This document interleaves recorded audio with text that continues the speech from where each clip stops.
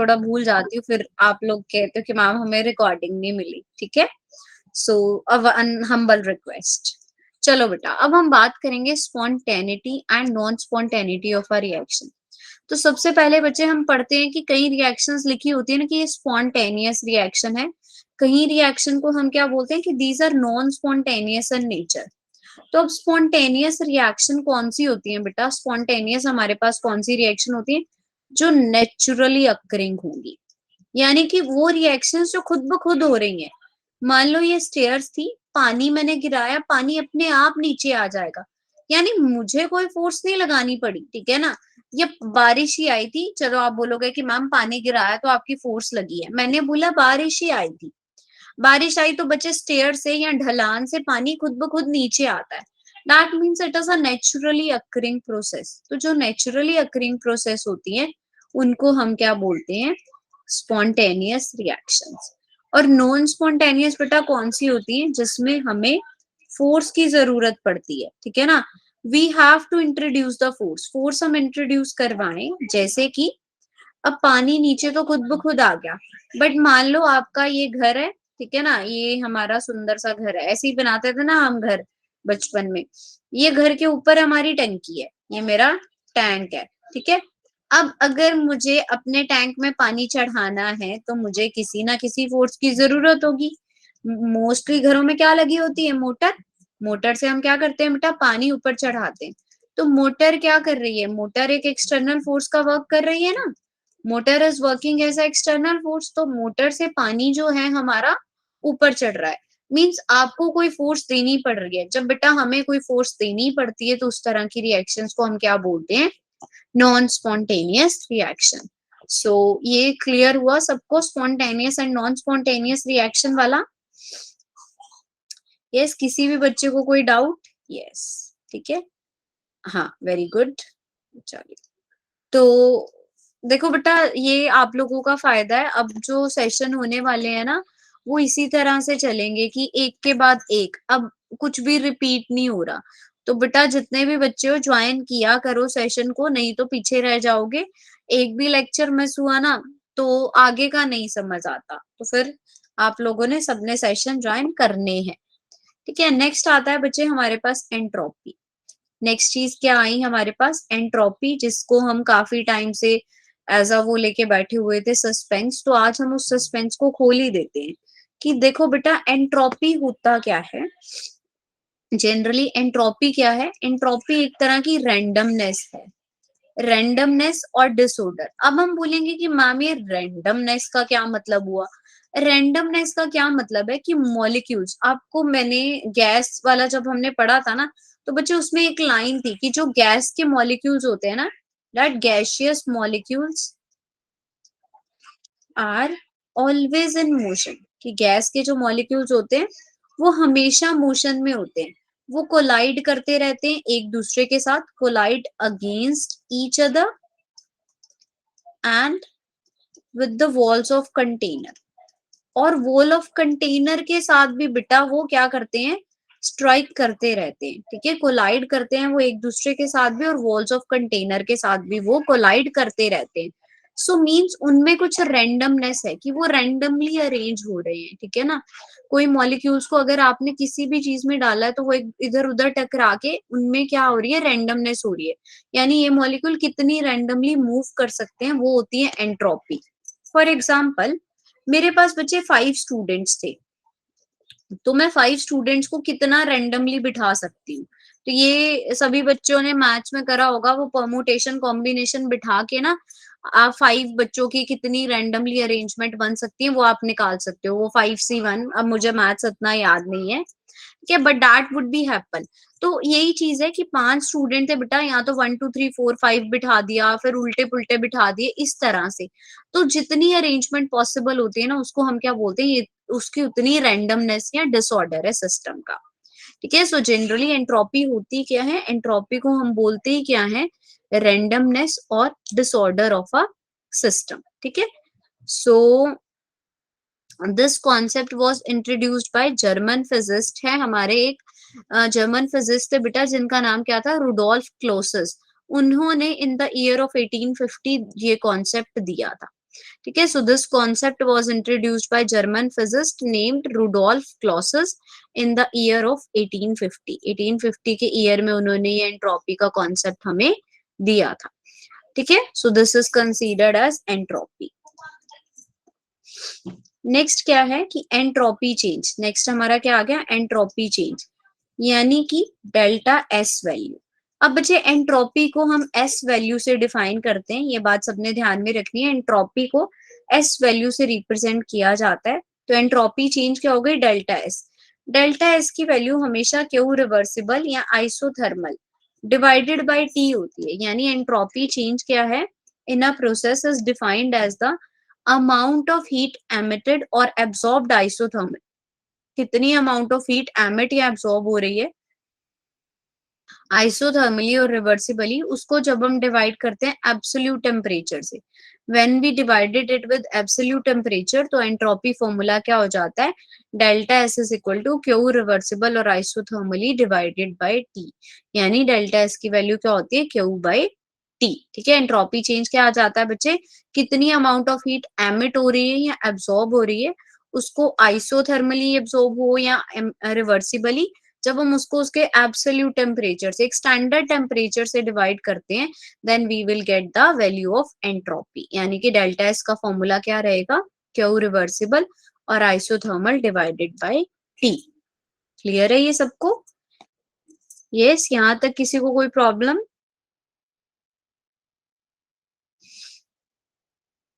Yes, anyone having any problem up to this? No, great.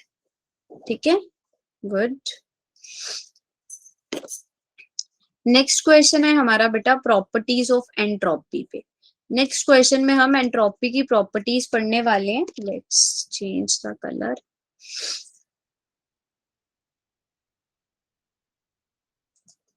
Yes, so very first one, it is a thermodynamic function. Thermodynamic का क्या मतलब है बच्चे, thermodynamic होते हैं heat related function, यानी कि वो फंक्शन जो हीट से रिलेट करते हैं। तो अब यहाँ पे हमारे पास एंट्रोपी की वैल्यू क्या है, delta S is equal to Q by T है ना। तो क्यू क्या है हमारे पास, हीट है। तो अभी अभी हमने पढ़ा कि एंट्रोपी जो है वो जनरली हीट से रिलेट कर रही है। So that's why what we can say that it is a thermodynamic function. ये एक थर्मोडायनामिक फंक्शन है। नेक्स्ट पॉइंट क्या है हमारा, it is a state function. ये एक स्टेट फंक्शन है। अब स्टेट फंक्शन क्या होता है बेटा, स्टेट फंक्शन का क्या मतलब होता है, जो पाथ पे डिपेंड नहीं करता, जो क्या हो, पाथ इंडिपेंडेंट हो। इसको हम कैसे समझ सकते हैं, मान लो दो पर्सन थे, ये उनका ऑफिस है बेटा, ये ऑफिस है हमारा ऐसे वाला। ठीक है, यहां तक पहुंचना है ए ने भी और बी ने भी। एक कंपनी ने क्या बोला कि मैं दोनों को 100 रुपए दूंगा, ऑफिस आने के 100 रुपए हैं, चाहे जहां मर्जी से आए। अब ए नजदीक से आ रहा है, बी दूर से आ रहा है, दोनों को 100 रुपए मिल रहे हैं, मतलब that is a state function. वो ये नहीं देख रहे कि पाथ कौन सा, कोई कौन सा पाथ फॉलो करके आ रहा है। वो ये बोल रहे हैं कि तुम्हारा इनिशियल और फाइनल पॉइंट जो भी हो, हम सिर्फ 100 रुपए देने वाले हैं, पाथ पे डिपेंड नहीं करता। और एक कंपनी वाले थे, वो क्या बोल रहे हैं कि मैं 10 किलोमीटर के हिसाब से पैसे दूंगा, यानी 10 रुपए पर किलोमीटर। तो ये बच्चे 10 किलोमीटर से ही आ रहा था, तो इसको 100 रुपए मिले। इसका 50 किलोमीटर था, तो इसको मिले 500 रुपए। तो जब इनको पाथ के रिगार्डिंग पैसे मिल रहे हैं, तो वो क्या हो गया बेटा, पाथ डिपेंडेंट। वो क्या हो गए हमारे पास, पाथ डिपेंडेंट है, तो उनको हम बोलते हैं पाथ फंक्शन। बट हमारी जो एंट्रोपी है, ये जनरली पाथ पे डिपेंड नहीं करती, ये सिर्फ इनिशियल और फाइनल स्टेट पे डिपेंड करती है। So that's why it is a state function, it depends on the state of the system, not the path. और एक और चीज है बच्चे, that it is represented by S. S का क्या मतलब है, देखो ये तो हमने पढ़ा, एंट्रोपी जो है एस से डिफाइन करते हैं।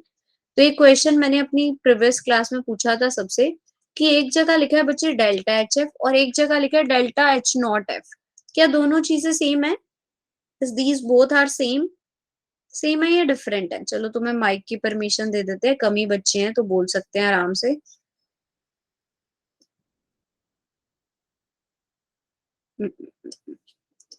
यस, क्या डिफरेंट डिफरेंट है या सेम है? डिफरेंट है। वेरी गुड यश, क्या डिफरेंस है बेटा इनमें? मैम HF नोट वो स्टैंडर्ड के लिए आएगा और डेल्टा HF वो नॉर्मल। नॉर्मल, बिल्कुल सही। तो बच्चे जहां पे भी हम ये नोट वर्ड यूज करते हैं ना, इसका मतलब क्या होता है, स्टैंडर्ड स्टेट। तो यानी कि it is represented by S, but in the standard state it is represented by S not. ठीक है, जनरली एंट्रोपी को हम एस से डिफाइन करते हैं, बट स्टैंडर्ड स्टेट में किससे, एस नॉट से। अब हम बात करेंगे एसआई यूनिट। एसआई यूनिट क्या होती है बेटा, इसकी जाउल पर केल्विन मोल, और सीजीएस यूनिट क्या हो जाती है, कैलोरीज पर केल्विन मोल। उसके बाद एक और चीज लिखी गई है कि entropy is an extensive property. Entropy क्या है हमारी, एक्सटेंसिव प्रॉपर्टी है। अब हम बात करेंगे कि एक्सटेंसिव और इंटेंसिव प्रॉपर्टीज कौन सी थी। किसी को याद है कि एक्सटेंसिव और इंटेंसिव प्रॉपर्टीज कौन सी थी? एक्सटेंसिव जो अमाउंट पे डिपेंड करे और इंटेंसिव नेचर पे। अमाउंट डिपेंडेंट हो। इंटेंसिव बच्चे, इनका मतलब इंडिपेंडेंट, यानी कि जो डिपेंड नहीं करती अमाउंट पे, इंडिपेंडेंट ऑफ अमाउंट। अमाउंट से इंडिपेंडेंट हो, साइज से इंडिपेंडेंट हो, उनको हम क्या बोलते हैं, इंटेंसिव प्रॉपर्टी। और एक्सटेंसिव कौन सी होती है, जो बच्चे डिपेंड करती है कि कितना साइज है। अब क्या बोला गया कि एंट्रोपी जो है ना, entropy is an extensive property, यानी एंट्रोपी कहीं ना कहीं साइज पे डिपेंड करती है। तो कैसे, जैसे मैंने आपको पहले ही बताया था बच्चे, 5 स्टूडेंट हैं, मैं 5 स्टूडेंट को रोल नंबर वाइज बिठाया, फिर मैं बाहर गई तो वो किसी भी तरीके से बैठ गए। ठीक है, रैंडमली उन्होंने खुद को अरेंज कर लिया, वो रैंडम डिस्ट्रीब्यूशन में है, तो हम उसको क्या कह सकते हैं। लेकिन ये बच्चे हैं, ठीक है, अब मेरे पास जब मैं क्लास में वापस आई, अब आप 6 ही बच्चे हो, ठीक है, मैं क्लास में वापस आई तो मैंने फिर से 6 बच्चों को क्या कहा कि नहीं ऐसे नहीं बैठना बेटा, रोल नंबर वाइज बैठो।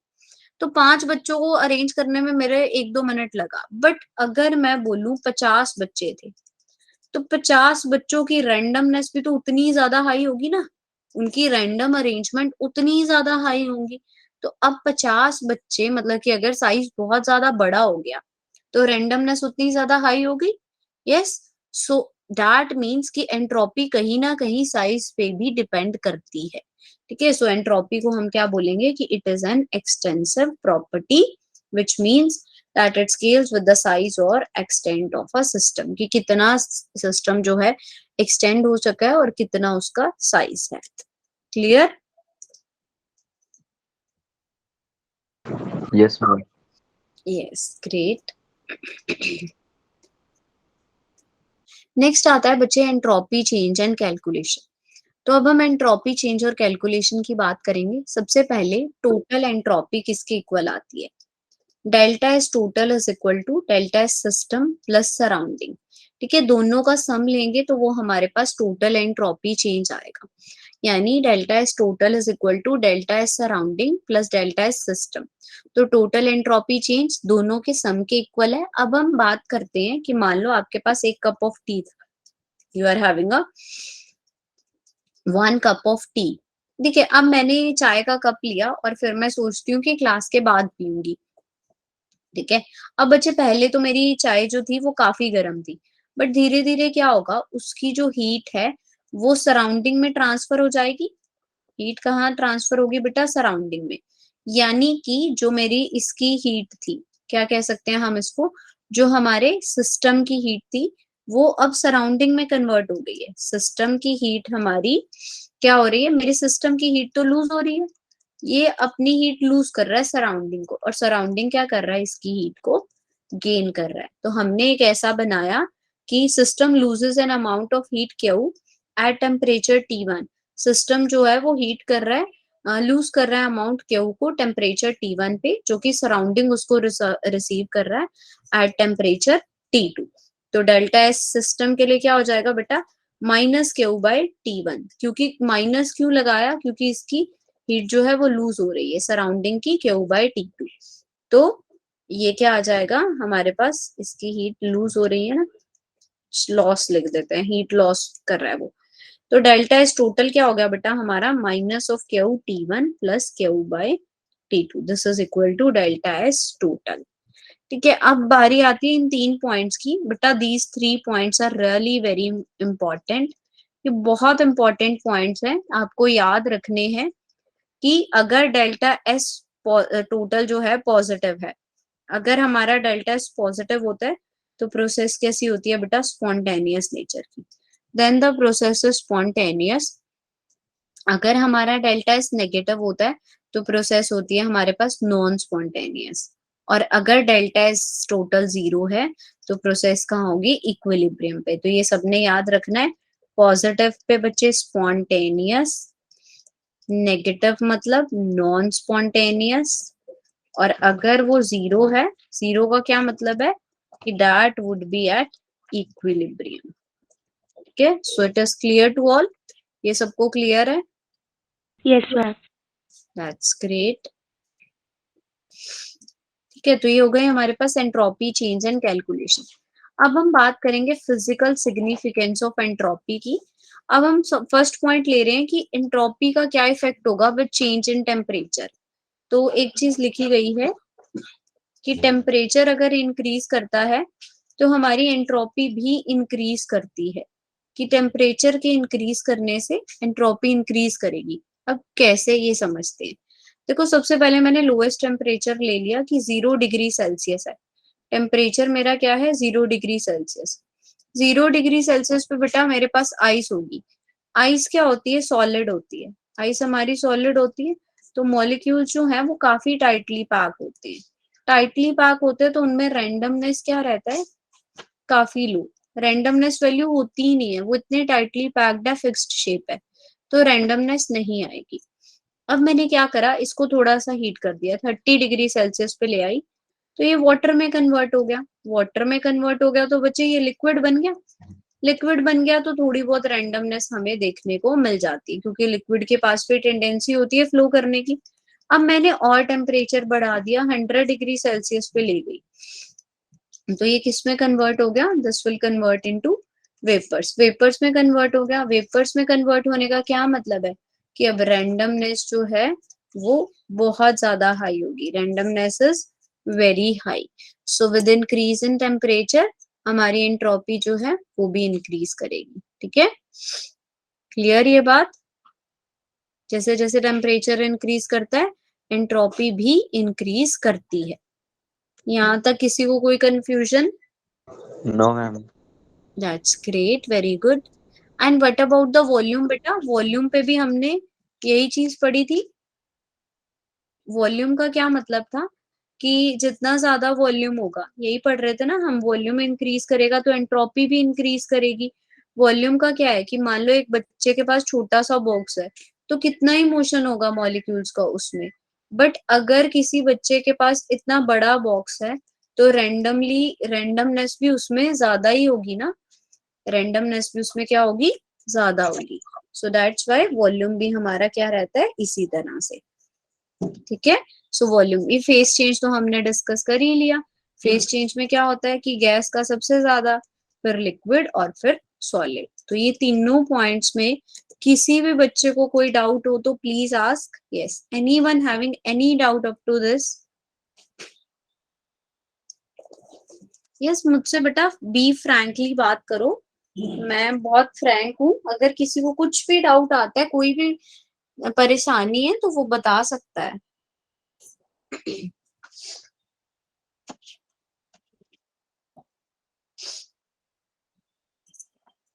Yes, anyone having any doubt?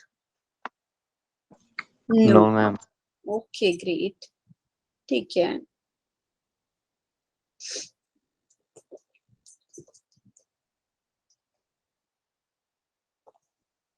किसी को क्लासेस की टाइमिंग से तो कोई प्रॉब्लम नहीं है, इशू नहीं है ना? टाइमिंग से लेके भी कोई इशू हो तो वो भी बोल सकता है बेटा। देखो, नेक्स्ट आता है हमारे पास entropy change for ideal gas. अब हम बात करेंगे entropy change for ideal gas के लिए। देखो बेटा, सबसे पहले फर्स्ट लॉ ऑफ थर्मोडायनामिक्स हम लेंगे। कैसे? ये फर्स्ट लॉ ऑफ थर्मोडायनामिक्स हमें पता है कि du is equal to dq plus w होता है। अब वर्क डन का फॉर्मूला क्या होता है, माइनस पी डीवी। तो du is equal to dq minus P dV, यानी du plus P dV is equal to dq। ये चीज आ गई, ये यहीं पे लिखी थी। ठीक है, यही वैल्यू हमने यहाँ पे लिखी है। अब हमें पता है कि s वैल्यू क्या होता है, q बाई टी। तो हम क्या करेंगे, इस पूरी इक्वेशन को आप T से मल्टीप्लाई कर दोगे, पूरी इक्वेशन को किससे डिवाइड करेंगे, सॉरी T से, ठीक है। अब du को हम हीट कैपेसिटी की फॉर्म में लिखेंगे, we will write it in the form of heat capacity, molar heat capacity. तो हमें पता है कि du क्या होती है, NCV dt बाई T। अब P को क्या लिख सकते हैं, हमें पता है PV is equal to nRT होता है बच्चे, P को आप nRT बाई V लिख सकते हो, वही चीज मैंने यहाँ लिख दी, nRT by V, dV by T था, T से T कैंसल हो गया, आपके पास क्या बचा, NCV dt बाई टी और N R dv by v। तो dt बाई टी और dv बाई v को इंटीग्रेशन करते हैं तो हमारे पास क्या आ जाता है, t2 बाई t1 और v2 by v1, log natural t2 by t1 और log natural v2 by v1 for this one. देखो एक बारी मैं दोबारा बताती हूँ सबको, let's do it once again, ये वाली हम बारी दोबारा करते हैं। देखो बच्चे, entropy change for ideal gas हमें निकालनी थी, तो सबसे पहले हम फर्स्ट लॉ ऑफ थर्मोडायनामिक्स लिखेंगे, ठीक है। फर्स्ट लॉ ऑफ थर्मोडायनामिक्स क्या था हमारे पास, du is equal to d Q plus W. अब हमें पता है वर्क डन क्या होता है, माइनस ऑफ पी डीवी, यानी कि du is equal to d Q minus P dV. तो du प्लस पी डीवी किसके इक्वल आ गया बच्चे, डी क्यू के। ये इक्वेशन यहाँ तक हमें क्लियर हुई। उसके बाद यू नो कि आपको तो एंट्रोपी चेंज निकालना है, और एंट्रोपी का फॉर्मूला क्या होता है, डी क्यू बाई टी। तो अब हम क्या करेंगे, इसको टी से डिवाइड कर दें, d Q by T, d U by T plus P dV by T कर दिया मैंने। अब du को हम किस फॉर्म में लिख सकते हैं, मोलर हीट कैपेसिटी की फॉर्म में, यानी कि NCV dt बाई टी, और P को क्या लिख सकते थे, PV इज इक्वल टू क्या होता है, PV is equal to nRT होता है, P को क्या लिख देंगे, nRT बाई V, यानी कि nR, T से T तो बच्चे कैंसिल हो जाएगा, nRV divided by V dV। तो NCV कॉमन ले लिया, dt बाई T की इंटीग्रेशन आ जाएगी, nR कॉमन लिया, dV बाई V की इंटीग्रेशन, लिमिट्स ले लो T1 T2 V1 to V2। तो ये चीज अगर इसकी इंटीग्रेशन लेते हैं ना बच्चे, तो log natural upper limit divided by lower limit आ जाती है। तो डेल्टा एस की वैल्यू क्या आ गई, NCV log natural T2 by T1 plus NR log natural V2 by V1। Clear हुआ ये सबको? Yes ma'am. ठीक है, that's great. Shivam, Anamika, Harsh clear है ना? सुशीला ने तो बता दिया, यस शिवम, अनामिका, हर्ष, बेटा समझ आ रहा है? अनामिका को भी आ रहा है, हर्ष यस को मैम। भी आ रहा है, दैट्स ग्रेट, गुड। चलो, अब अच्छा एक चीज हमने पढ़ी थी, चार्ल्स लॉ हमने, सॉरी बॉयल्स लॉ पढ़ा था हमने, that P1 V1 is equal to P2 V2। तो P1 by P2 is equal to V2 by V1। वही चीज है बेटा, अगर V2 बाई V1 है आपके पास प्रेशर आता है, तो V2 बाई V1 को P1 बाई P2 भी लिख सकते हो। So these both are same things, okay. अब देखो नेक्स्ट क्या है, नेक्स्ट है हमारे पास entropy change during isothermal reversible expansion. Isothermal का मतलब क्या होता है कि आइसोथर्मल में हमारा डेल्टा यू वैल्यू 0 होती है, टेम्परेचर कांस्टेंट होता है ना, तो हमारे पास internal energy, change in internal energy क्या होती है बेटा, 0 होती है। तो now you know that delta S is equal to Q by T, और फर्स्ट लॉ ऑफ थर्मोडायनामिक्स क्या कहता है, delta U is equal to Q plus W. तो अब according to isothermal reversible expansion delta U की value तो 0 है, तो क्यू प्लस डब्ल्यू भी किसके इक्वल आ गया, 0 के। तो क्यू की वैल्यू क्या हो गई बच्चे, minus W. Now you know that W की वैल्यू क्या होती है, NRT log natural V2 by V1। अब आपको एस निकालना था, डेल्टा एस क्या होता है, क्यू बाई टी। क्यू किसके इक्वल है, वर्क डन के, यानी कि N R T log natural V2 by V1 divided by T. तो आंसर क्या आ गया आपके पास, simple, delta S is equal to N R log natural V2 by V1। ठीक है, बड़ी दोबारा देखो कि हमें क्या निकालना था, entropy change during the isothermal reversible expansion में। तो डेल्टा एस वैल्यू बेटा क्या थी, क्यू रिवर्सिबल और आइसोथर्मल डिवाइडेड बाय टी, ठीक है ना। ये तो हमें पता है डेल्टा एस वैल्यू होती है, लेकिन आइसोथर्मल रिवर्सिबल एक्सपेंशन में क्या होता है, हमारी जो इंटरनल एनर्जी है वो 0 होती है, यानी कि Q प्लस W क्या हो जाएगा बेटा, 0 हो जाएगा। Q 0 के इक्वल, Q प्लस W अगर हमारा 0 आया है तो Q is equal to minus of W। Minus of W आ रहा है तो माइनस W किसके इक्वल होता है बेटा, nRT log natural V2 by V1 के। मींस W की value nRT log natural V2 by V1 आई है, तो डेल्टा एस क्या हो जाएगा, nRT log natural V2 by V1 divided by T।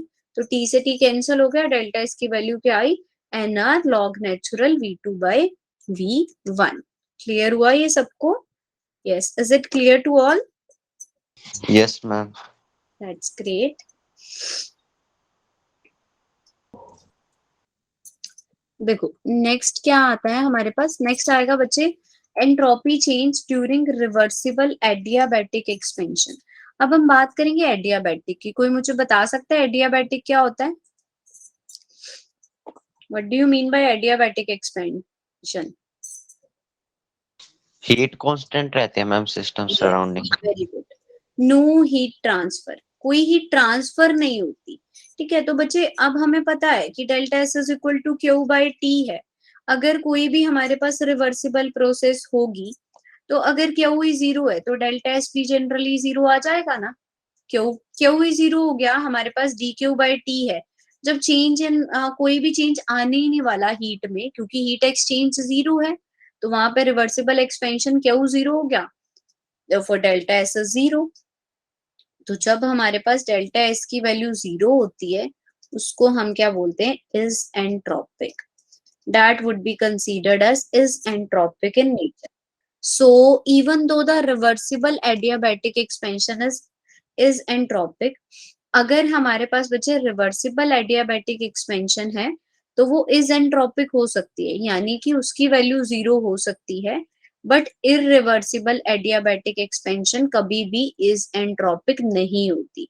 यानी कि रिवर्सिबल एडियाबैटिक एक्सपेंशन हमारे पास क्या होगी, रिवर्सिबल एडियाबैटिक ले रहे हो तो delta S can be 0, but for irreversible delta S is not equal to 0। Irreversible के लिए डेल्टा एस 0 नहीं है। अब क्यों नहीं है, देखो बेटा एडियाबैटिक क्या है कि कोई भी हीट ट्रांसफर नहीं होगी, हीट एक्सचेंज नहीं होगी, तो वो तो रिवर्सिबल के केस में ही पॉसिबल है ना। इरिवर्सिबल में तो आप कोई ना कोई हीट दोगे तभी रिएक्शन हो रही है, तो आपने ऑलरेडी कुछ हीट वैल्यू दे रखी है, तो वो चीज फिर 0 नहीं है ना, क्योंकि अब हम हीट ट्रांसफर नहीं कर रहे। जनरली एक एक जगह पे आपने हीट दे दी तो उतनी ही रहेगी, तो उस केस में delta S not equal to 0 होता है। ठीक है, सो इरिवर्सिबल में delta S would be not equal to 0। Clear? Yes, ये सबको क्लियर हुआ? Yes ma'am. That's great. चलो अब हम बच्चे आइसोबैरिक और आइसोकोरिक प्रोसेसेस के बारे में पढ़ेंगे। देखो आइसोबैरिक प्रोसेस कौन सी होती है, जिसमें प्रेशर कांस्टेंट रहे। ठीक है ना, हमारा क्या हो बच्चे, प्रेशर कांस्टेंट हो। और आइसोकोरिक जिसमें हमारा वॉल्यूम कांस्टेंट हो। आइसोकोरिक में क्या होता है, हमारा वॉल्यूम कांस्टेंट होता है। तो अब इस केस में हम क्या करते हैं, देखो इसमें ना प्लस वाली वैल्यू नहीं लेनी आपने। ये जो हमारे पास है ना यहाँ पे N C V log natural T2 by T1 plus N R log natural V2 by V1 था जो। तो इस केस में हम सिर्फ एक ही वैल्यू लेते हैं। हम सिर्फ कौन सी वैल्यू लेंगे, एक साइड वाली। Just give me a moment.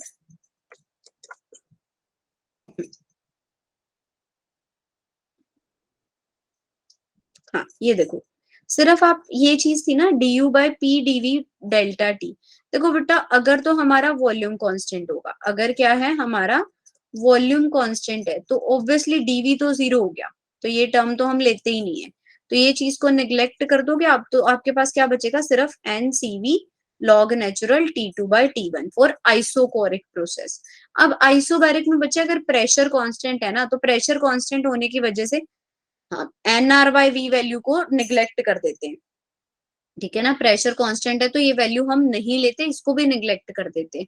तो उस केस में सिर्फ आपने एक साइड वाली वैल्यू लेनी है। चेंज क्या रहेगा कि यहाँ पे प्रेशर कांस्टेंट था तो आप NCP यानी eight constant pressure log natural T2 by T1 लिखोगे, और इसमें तो है ही NCV log natural T2 by T1। तो ये चीज का आपको ध्यान रखना है कि आइसोबैरिक और आइसोकोरिक प्रोसेस में हम जनरली फर्स्ट और सेकंड वैल्यूज नहीं लेते, इतनी ही वैल्यू हम लेते हैं, ठीक है ना, फर्स्ट वाली। आपको सेकंड वाला पोर्शन लेने की जरूरत नहीं है। और एक चीज हमें हमेशा ध्यान में रखनी है बेटा कि सराउंडिंग्स में डेल्टा एस जो है रिवर्सिबल कंडीशन में डेल्टा एस सराउंडिंग की किसके, नेगेटिव ऑफ सिस्टम के इक्वल आती है, डेल्टा एस सिस्टम के रिवर्सिबल में। चाहे फिर वो प्रोसेस आइसोबैरिक हो चाहे आइसोकोरिक हो, सेम बात रहती है। और डेल्टा एस सराउंडिंग जो है हमारे पास वो किसके इक्वल आ जाती है बेटा, क्यू सराउंडिंग बाय टी के, यानी कि Q value divided by T, Q by T के, ठीक है। क्लियर हुआ ये सबको? यस, किसी भी बच्चे को कोई डाउट हो तो प्लीज आस्क। मैम रिपीट कर दो। हाँ मैं रिपीट कर देती हूँ। देखो बेटा इसमें क्या है हमारे पास, आपको क्या निकालना था, आइसोबैरिक प्रोसेस यानी कि प्रेशर कांस्टेंट। तो बच्चे अगर प्रेशर कांस्टेंट होता है तो डेल्टा एच जो है वो क्यूपी के इक्वल आएगा, क्यूपी के ही इक्वल आएगा सिर्फ, ठीक है, कांस्टेंट प्रेशर के। मतलब क्यूपी हमने क्या लिया था, N of CP log natural T2/T1 था।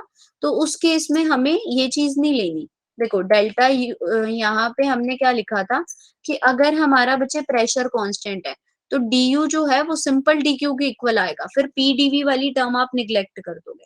ये टर्म हम क्या करेंगे उस केस में, निग्लेक्ट करेंगे, प्रेशर में भी। और वॉल्यूम में तो सीधी सीधी dv क्या हो जाएगी, जीरो हो जाएगी, वॉल्यूम में तो जीरो ही हो जाएगा। तो du जनरली dq के इक्वल आ जाएगा।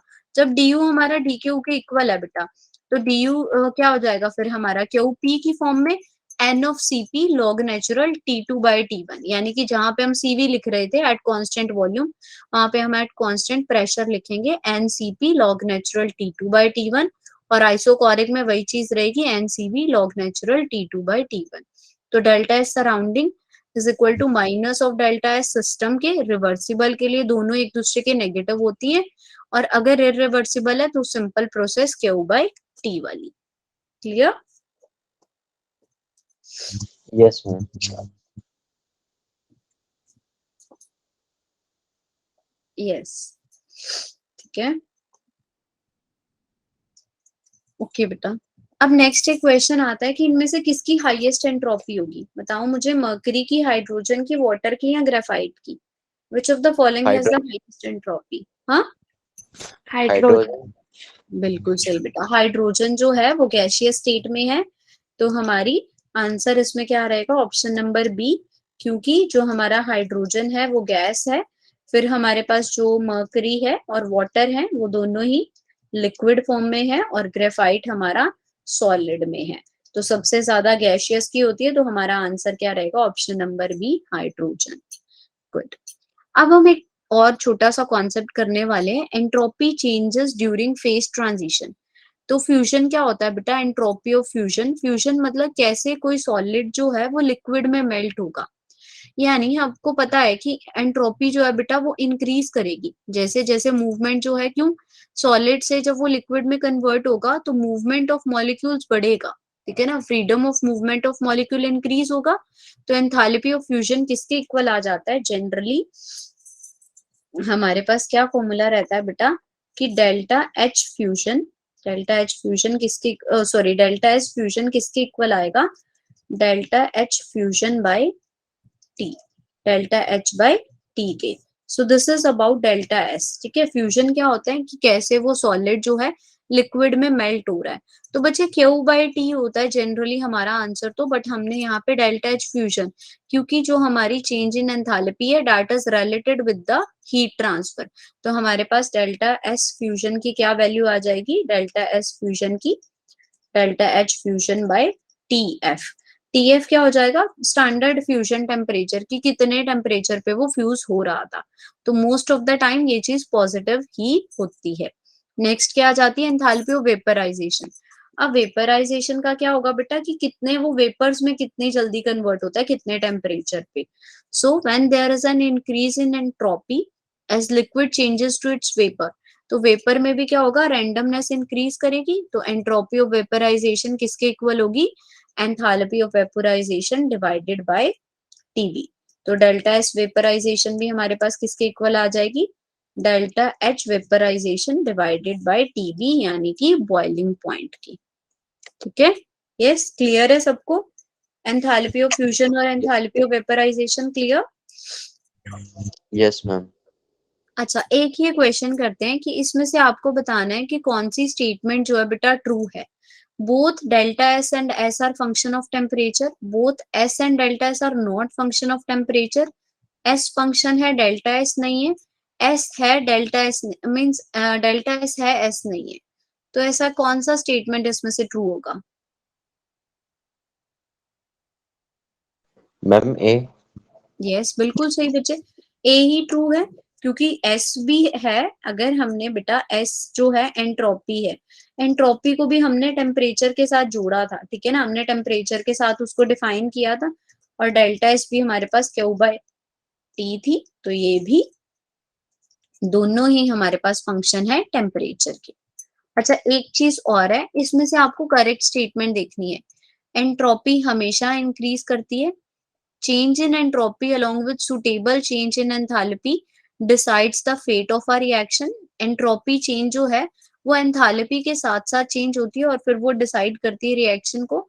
the enthalpy always decreases और both the enthalpy and entropy remain constant। तो इनमें से कौन सा ऑप्शन करेक्ट होगा? यस, मैम ए। नो, बी, बी बच्चे, इसमें बी होगा कि हम पढ़ रहे हैं ना कि डेल्टा एच जो है वो डेल्टा एच के विद रिस्पेक्ट टू चल रही है, डेल्टा एच बाई कुछ दे दिया टी।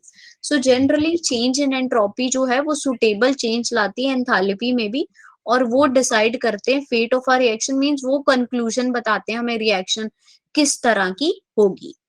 ठीक है, so option B is correct. Clear? एक ये लास्ट क्वेश्चन है हमारा। अच्छा, इनमें से नेगेटिव एंट्रोपी चेंज किस में आएगा? आपको ये बताना है कि किस में नेगेटिव एंट्रोपी चेंज रहेगा। कोई मुझे बता सकता है? बहुत इजी सा कॉन्सेप्ट है, जब मैं बताऊंगी you all will be like oh ma'am ये तो इजी था। Ma'am B. बी, डी, कहीं का बी है कहीं का डी है। नहीं बेटा, इसमें आएगा सी ऑप्शन। जब आप अमोनिया के सिंथेसिस करते हो ना, तब आप लिखते हो हेबर प्रोसेस, यानी N2 plus 3H2 give 2 ammonia.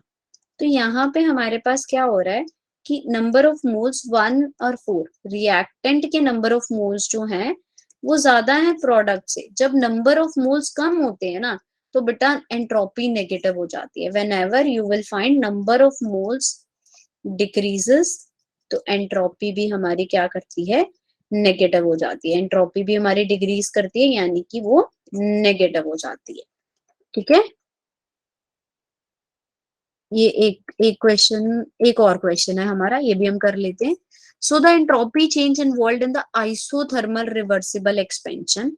Isothermal reversible expansion है बच्चे of 2 mole of an ideal gas from volume 10 to volume 100 at 27 degree Celsius. हमें एंट्रोपी चेंज निकालना है, एस वैल्यू। एन आपको 2 मोल दे रखी है, V1 हमें 10 दे रखा है बच्चे, V2 20 दे रखा, V2 हमें कितना दे रखा है? 100, और टेम्परेचर हमें दे रखा है 27 डिग्री सेल्सियस, यानी कि 298 केल्विन। हमें एस वैल्यू निकालनी है, तो हम कौन सा फॉर्मूला लगाएंगे? फॉर्मूला कौन सा लग जाएगा? -2.303 NR log natural V2 by V1, log V2 by V1। ठीक है ना, ये हमने पढ़ा था ना, delta S is equal to minus minus कह रही हूँ NR ln V2 by V1। अब बच्चे लॉग नेचुरल को लॉग में कन्वर्ट कर देते हैं हम, 2.303, N2 था, R की वैल्यू 8.314 है, log V2 by V1 in 100 by 10। तो हमें सिर्फ log 10 की एक वैल्यू पता है कि log 10 जो है वो हमेशा 1 होता है। log 10 क्या होता है? हमारे पास 1 होता है। तो ये जो है हमारे पास आंसर आ जाएगा। तो फॉर्मूला ये वाला लगाना था, फॉर्मूले का बस ध्यान रखना है, और कुछ नहीं है इसमें। क्लियर हुआ? Yes ma'am. That's great. ठीक है, और ये वाला तो क्वेश्चन वही है अभी अभी हमने डिस्कस करा, hydrogen. So that's all for today. किसी को भी इसमें कोई भी प्रॉब्लम हो बेटा? Yes. Anyone having any problem up to this? No problem?